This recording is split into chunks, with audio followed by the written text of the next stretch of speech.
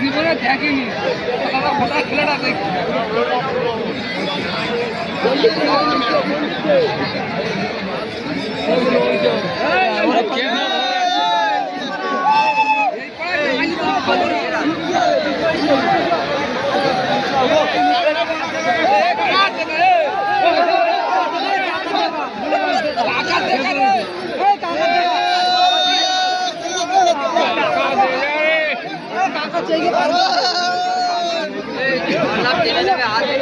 আচ্ছা দর্শকদের দেখার সুযোগ করে দিন, যারা ক্যামেরা করছে একটু সরে আসে।